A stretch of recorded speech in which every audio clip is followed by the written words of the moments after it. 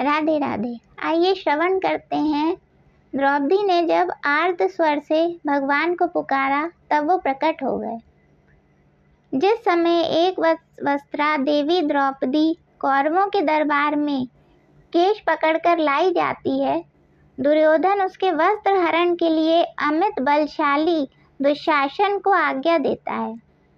उस समय द्रौपदी को यह कल्पना ही नहीं होती कि इस बड़े बूढ़े मर्मज्ञ विद्वान और धर्मवीरों की सभा में ऐसा अन्याय होगा। परंतु जब दुशासन सचमुच वस्त्र खींचने लगता है, तब द्रौपदी घबराकर राजा धृतराष्ट्र, पितामह भीष्म और गुरु द्रोणाचार्य आदि तथा अपने वीर 5 पतियों की सहायता चाहती है। परंतु जब भिन्न भिन्न कारणों से कोई उसकी सहायता नहीं करता, उस समय द्रौपदी को छुड़ाने के लिए कोई तैयार नहीं होता, तब वह सबसे निराश हो जाती है। सबसे निराश होने के बाद ही भगवान की अनन्य स्मृति होती है।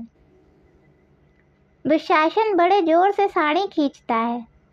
एक झटका और लगते ही द्रौपदी की लज्जा जा सकती है।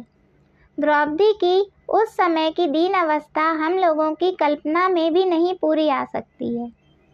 महलों के अंदर रहने वाली एक राजरानी, पृथ्वी के सबसे बड़े 5 वीरों द्वारा रक्षिता कुल रमणी रजस्वला अवस्था में बड़े बूढ़े तथा वीर पतियों के सामने वस्त्रहीन हो जाती। उस समय उसको कितनी मर्म वेदना होती, इस बात को वही जानती है।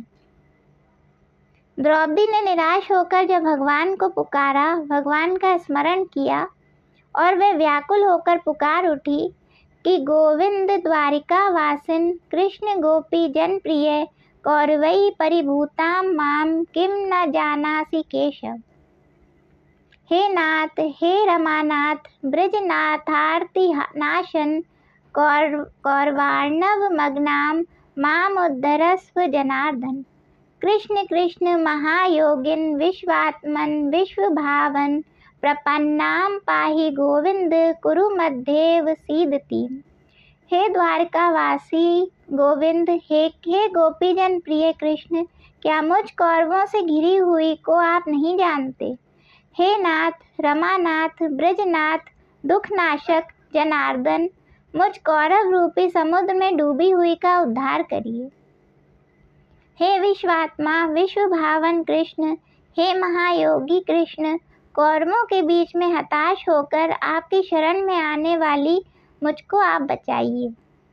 व्याकुलता पूर्ण नाम कीर्तन का फल तत्काल होता है।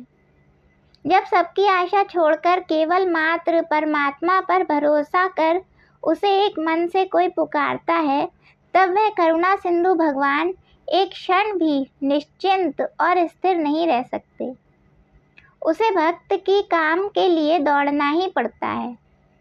नाम की पुकार होते ही द्रौपदी के वस्त्रों में भगवान आ घुसे। वस्त्रावतार हो गया, वस्त्र का ढेर लग गया। 10,000 हाथियों का बल रखने वाले वीर दुशासन की भुजाएं फटने लगीं। 10,000 गज बल घटियो, घटियो न 10 गज चीर। भक्त सूरदास जी कहते हैं, दुशासन की भुजा थकित भई बसन रूप भय श्याम। साड़ी का छोर आया ही नहीं। एक कवि कहते हैं कि पाए अनुशासन दुशासन के कोप धायो, द्रुपद सुधा को चीर गहे भीर भारी है। भीषम करण द्रोण बैठे व्रतधारी तहाँ, कामिनी की ओर काहू नेक ना निहारी है। सुन के पुकार धाये द्वारिका ते यदुराई, बाढ़त दुकूल खेचे भुजबल भारी है। सारी बीच नारी है कि नारी बीच सारी है, कि सारी ही की नारी है, कि नारी ही की सारी है। दुशासन थककर मुंह नीचा करके बैठ गया। द्रौपदी की लाज और उसका मान रह गया।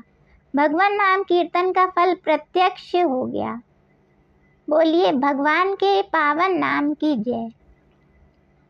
Please subscribe, like and share my channel.